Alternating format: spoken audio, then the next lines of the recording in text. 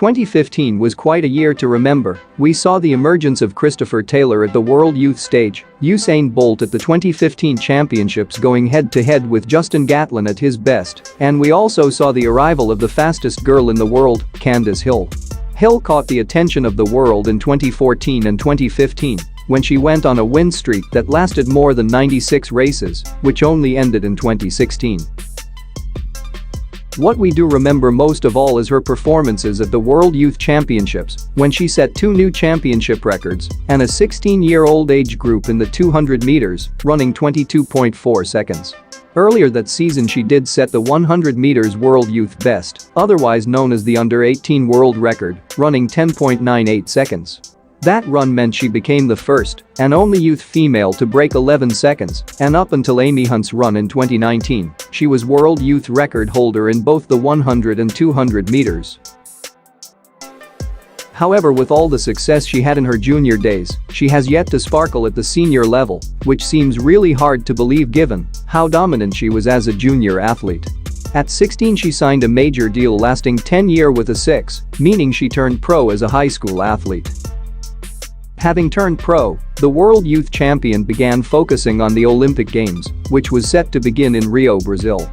Making the team wasn't far-fetched because she finished the 2015 season, the 8th fastest American over the 100 meters and 11th in the 200 meters.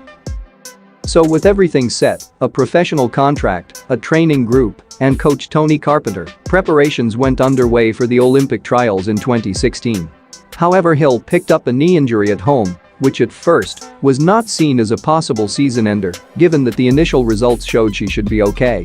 It turned out that the knee problem became more of a nuisance as the pain persisted, and after another MRI it seemed more serious than before. This led to her eventually doing a surgery, which took away 4 months from her preparations. She could not even jog as a result. It was not until June of that year that she got the green light to return to the track, and by the 4th of the month she returned at the American Track League, finishing 4th in the 100 meters with a time of 11.42 and 23.12 for 3rd in the 200 meters. Looking at the fact that she was barely jogging for the past 4 months and without barely any training she ran those times, hopes were still on the Olympics trials. She went to the junior trials, and surprisingly she still managed to win the American Junior Championships and even went on to win the World Junior Championships in 11.07 seconds. While she did do well in that regard, she failed to get her main goal, which was to make it to the Olympic Games, but she did do well at the Olympic trials, making it to the semis. In 2017, she only lost a single 100 meters race, that one being at the Racers Grand Prix, and with the likes of Kellyanne Baptist and English Gardner in the race, losing that particular race was not really due to a bad performance. She did face more injury issues that year, with the previous knee injury showing up again. This derailed her season, and the plan to make it to the 2017 World Championships faded away. Things got worse the following year, as on top of the injury niggles she suffered late 2017, she began putting on weight while at college in 2018. She had as much as 15 pounds more than her ideal racing weight. This made her unable to hit her times in training and played a major part in her disappointing season.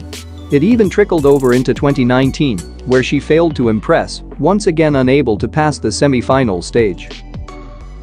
Despite not having a 2020 season, mainly because of a pandemic, she was on her road to recovery, and it might be possible that we will be seeing her in this Olympic season, mainly because she failed to make it to the 2016 edition of the Games, and this time she will be trying to right the wrong of the past. So this means that in 2021 we should be looking out for the return of the superstar. Pushing her really hard, close to the line, Candace Hill gets gold, Swoboda is second, and Fort gets the bronze, but it's gold again for the girl from Georgia.